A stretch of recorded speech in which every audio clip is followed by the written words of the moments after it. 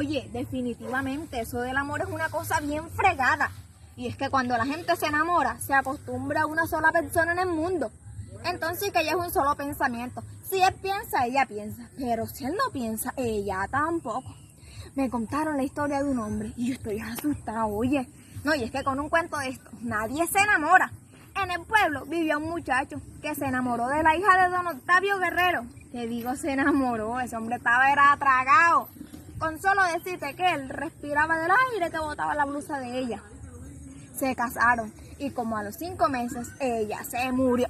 Es que ella era muy terca. Un día salió y regresó en la noche mojadita.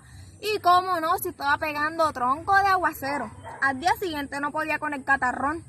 Pasó una semana con fiebre y en cama la pobre.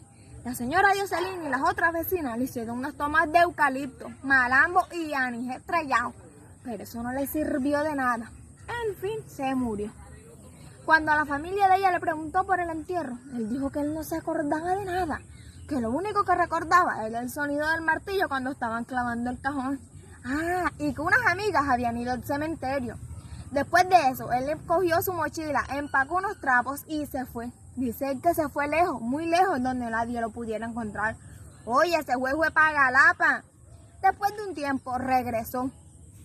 Y cuando entró a la casa donde vivía con ella, ay Dios mío, él recordó cada momento juntos. Cogió su sombrero para irse, pero cuando iba pasando por el espejo, vio el mismísimo espanto de ella. Ay, qué miedo, ¿verdad? Ese hombre le dio un escalofrío de pies a cabeza. Y cómo no, si él se fue y dejó la casa sola. Y dicen que los espíritus se apoderan de las casas. No lo digo yo, lo dicen las malas lenguas. Él, del susto, fue a tener el cementerio y llegó directico a la tumba de ella. Y cuando llegó, empezó a leer lo que estaba escrito en su lápida, que decía así: amó, fue amada y murió. Y empezó a llorar sobre su tumba, a llorar y a llorar, como que llorando la iba a revivir. Allí pasó la noche. Y cuando amaneció, se escondió para que el celador no lo viera. Después se puso a recorrer todo el cementerio, viendo las tumbas viejas y las tumbas nuevas, quiénes eran ricos y quiénes eran pobres. Y en ese son se lo cogió la noche, se quedó dormido en una tumba. Y como a la medianoche él sintió que lo que era se estaba levantando. Oye, si era un muerto que se estaba asomando de la tierra, muchacho. El muerto vio la lápida y la leyó. Decía: Ignacio Pertús. Murió de 51 años. Fue un hombre noble y generoso. Amó a su familia y murió en la gloria de Dios. Al muerto le dio que tronco de rabia. Es que eso era mentira, él no era eso. Cogió una piedra, borró y con su dedo escribió: Ignacio Pertús murió a edad de 51 años. Mató a su padre a disgustos.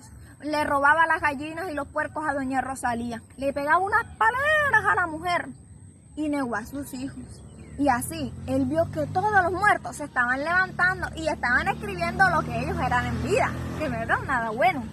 Y él empezó a buscar la tumba de ella para ver que ella iba a escribir en su lápida. Y corriendo se tropezó con una mujer de velo negro.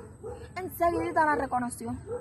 Y en lo que antes en su lápida había leído: amó, fue amada y murió, pues ahora decía: por ir a cachonear a mi marido, cogí que tronco de pulmonía y me morí. Muchas gracias. Amigos, esta historia que les acabo de contar es una adaptación del cuento La Muerta de Guy Maupassant. Desde Sabana Larga, Atlántico, Gabriela Monsalvo Díaz.